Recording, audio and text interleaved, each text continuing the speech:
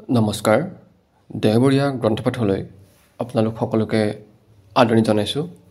আজি আমি পাঠ কৰিবলৈ ওলাইছোঁ পূৰ্ণকান্ত বুঢ়াগোহাঁইৰ দ্বাৰা লিখিত পাটকাইৰ সিপাৰে ৯ বছৰ শীৰ্ষক গ্ৰন্থখনৰ কিছু অংশ। বৰ্মাদেশ অভিমুখে ডিমাপুৰত ৰেলৰ পৰা নামিয়েই ভৰ দুপৰীয়া চৌফলীয়া ৰ'দত কেনি যাওঁ দয়াল কেনি যাওঁ গোপাল লাগিল। পেটৰ ভোকত কলমলনি লাগিলত বজাৰলৈকে গ'লোঁ।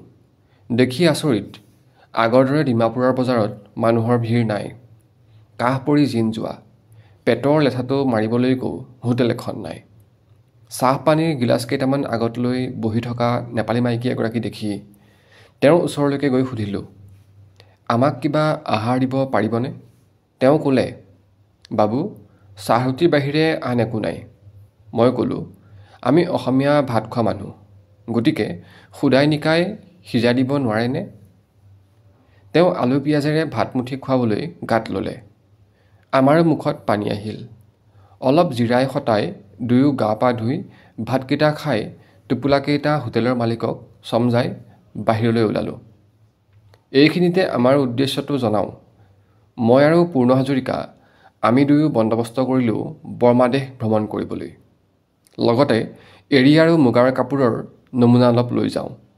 যদি বৰ্মাত বিক্ৰী হয় তেনে আমাৰ ভ্ৰমণৰ লগে লগে অসমৰ এটা নতুন কাৰবাৰ খুলিব পাৰিম। শেষত আমাৰ বন্দবস্ত ঠিক হ'ল। কোৱা বাহুল্য, খোৱাঙৰ বিজয়চন্দ্ৰ শইকীয়া দেৱেই আমাক বৰ্মালৈ যোৱাৰ উৎসাহ দি 30 টকাৰে সহায় কৰিছিল। আমি চিঠি দিলেই শইকীয়াই কাপোৰ সূতা আদি মুগা এৰীৰ বস্তু পঠাই থাকিবলৈ বন্দবস্ত কৰি ৰাখিছোঁ। এতিয়া আমি কোনবাটে যাওঁ এই লৈয়ে চিন্তা হ'ল।